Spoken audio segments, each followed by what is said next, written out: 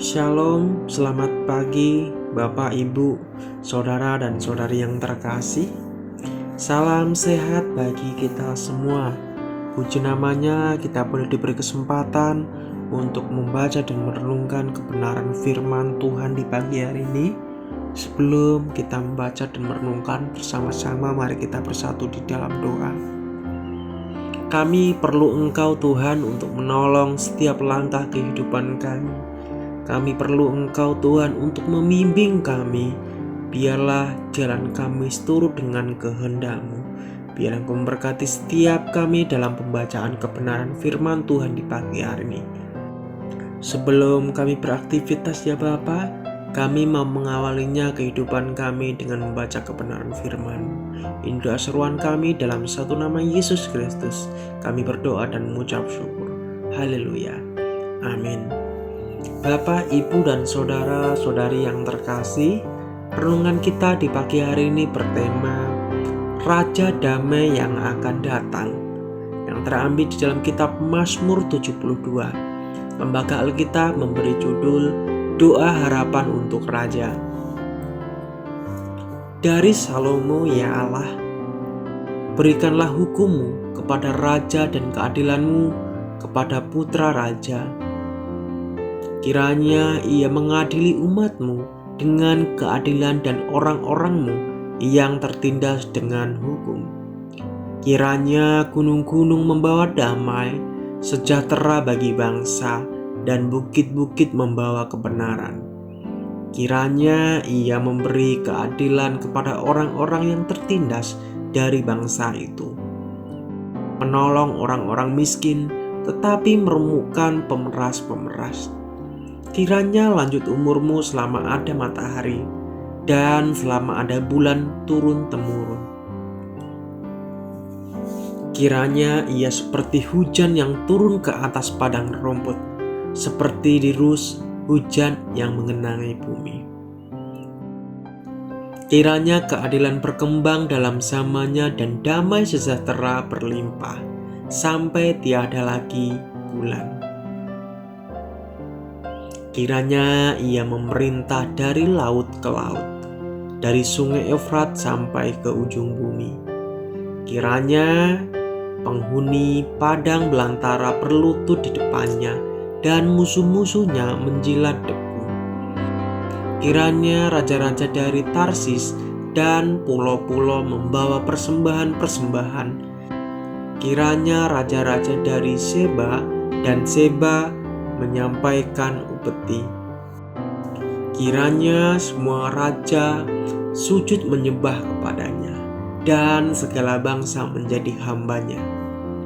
Sebab ia akan melepaskan orang miskin yang bertindak minta tolong, orang yang tertindas dan orang yang tidak punya penolong. Ia akan sayang kepada orang lemah dan orang miskin.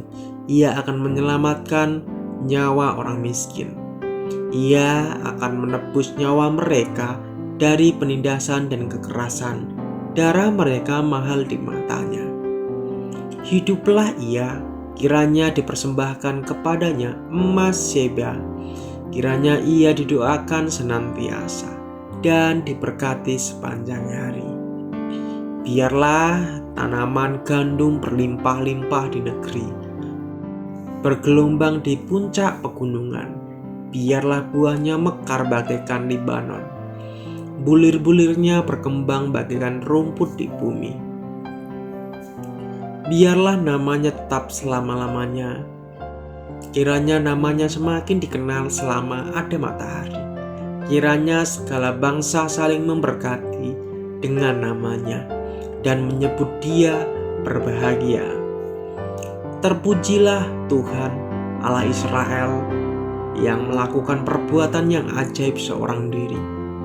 Dan terpujilah kiranya namanya yang mulia selama-lamanya. Dan kiranya kemuliaannya memenuhi seluruh bumi. Amin ya amin. Sekianlah doa-doa Daud bin Isai. Mazmur ini adalah doa Salomo selaku Raja Israel agar masa pemerintahannya ditandai keadilan, kebenaran, damai sejahtera, pembinasaan kejahatan, dan pembebasan orang yang tertindas dan miskin.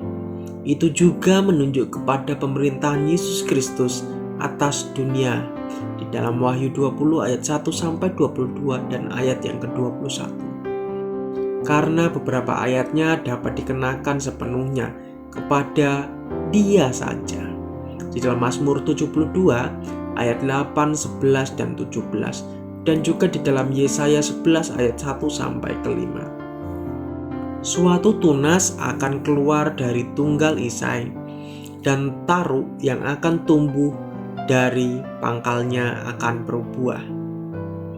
Roh Tuhan akan ada padanya, roh hikmat dan pengertian, roh nasihat dan keperkasaan, roh pengenalan dan takut akan Tuhan. Ya, kesenangannya ialah Taurat akan Tuhan. Ia tidak akan menghakimi dengan sekilas pandang saja, atau menjatuhkan keputusan menurut kata orang. Sekali lagi, kesenangannya ialah Taurat akan Tuhan. Ia tidak akan menghakimi dengan sekilas pandang saja, atau menjatuhkan keputusan menurut kata orang. Tetapi ia akan menghakimi orang-orang lemah dengan keadilan, dan akan menjatuhkan keputusan terhadap orang-orang yang tertindas di negeri dengan kejujuran. Ia akan menghajar bumi dengan perkataan seperti dengan tongkat, dan dengan nafas mulutnya ia akan membunuh orang fasik.